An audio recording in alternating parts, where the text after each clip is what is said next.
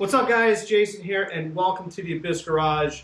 And today we are project hopping around here. Normally I would keep moving forward and making progress on getting that shovelhead chopper back together. However, I have some more important things that need to be taken care of and I'm a little bit pressed for time and I need to fix my dad's FLHS. Now if you guys saw, I think it was last summer I want to say, I posted a video on trying to figure out exactly what was going on with this bike, and it had some really weird, I guess if you'd even say head shakes, trying to figure out and if there was a front end problem. Lo and behold, the frame was actually cracked back here. So I'm going to show you guys where the frame's broken and try and figure out exactly what we're going to do to fix this problem. All right, so here is the broken frame itself. And you can see right there that it has cracked through. Now, like I had mentioned in the other video, I had spoken to a guy that apparently this happens before. So this is not the first time. And apparently a key sign that, you know, when your frame's broken or starting to break, minus I guess the handling goes away, is you're going to start to have clutch cable problems with adjustments. But with that being said, he had mentioned something, the gentleman had mentioned something about there's like a half moon pattern that you can do to brace this. So I'm going to take a quick look over here. I want to see what I have as far as clearance to make sure I have room for any type of bracing. And let's go to the other side real quick.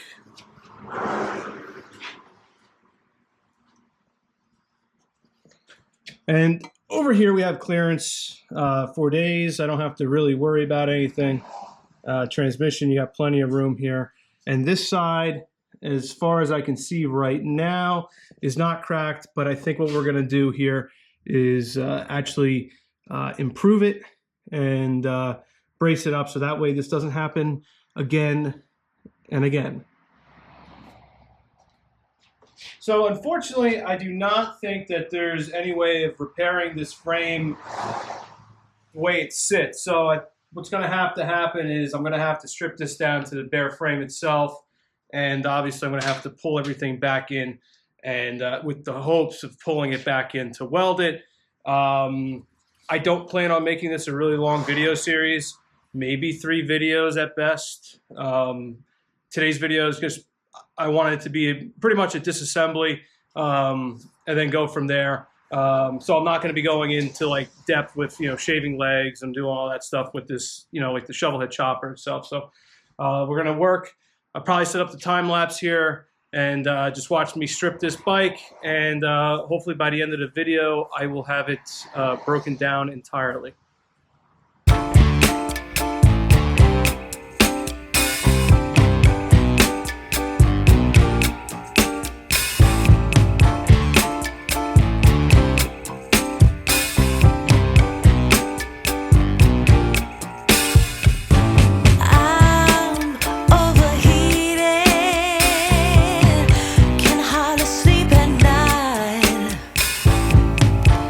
Doing crazy dreaming.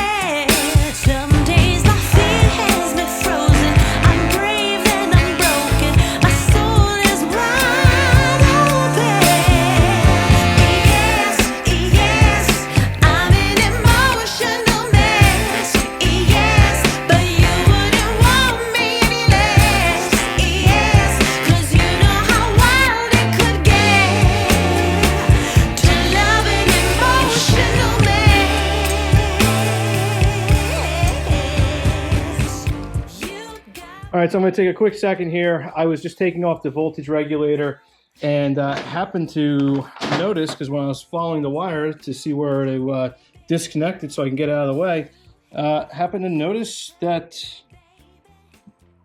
it's holding on to dear life by like 2 strands of copper wire. So that's something that's going to have to get repaired. I'm finding a lot of little nuances, issues that need to be squared away. So sucks, the frame's broken and we got to fix that. But there's a lot of little things that you would not have noticed otherwise. So we'll keep tearing this apart. And I don't know why, but for some reason this bike seems to be fighting me today. It's probably just me. But keep moving along here and see about getting this motor out here momentarily.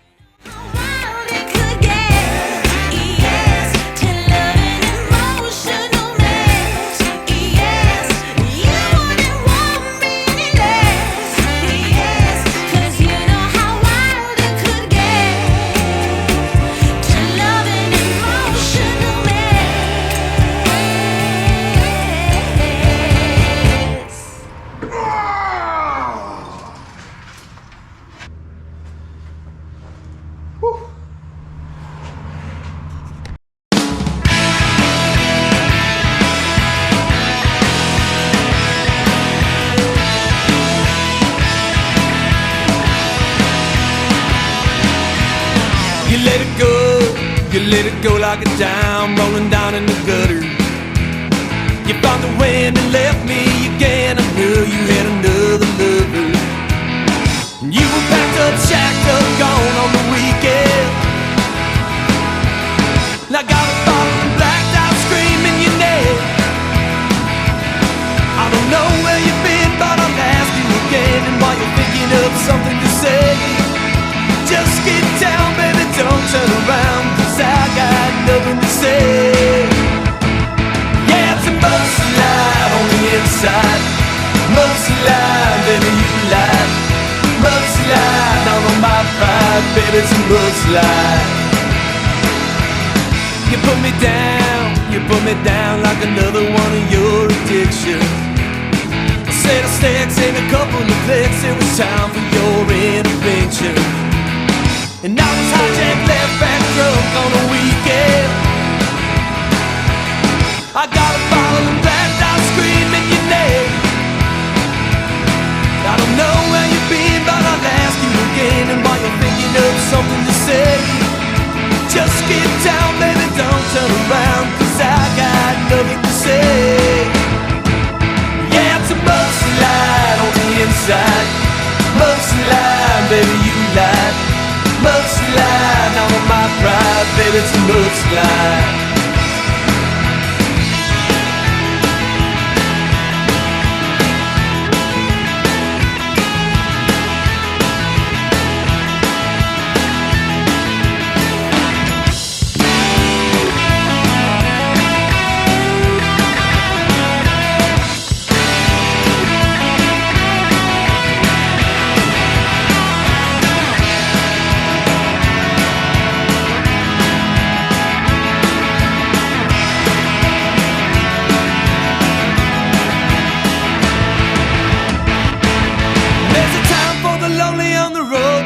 And you know I'm gonna see it again. Come back, baby, turn around, and I know there's a time for the users and the friends tonight. And you know I'm gonna make it alright. So come back, baby, turn around, 'cause I got something to say. Yeah, it's a mudslide on the inside. Mudslide, baby, you lie. Mudslide down on my pride, baby, it's a mudslide.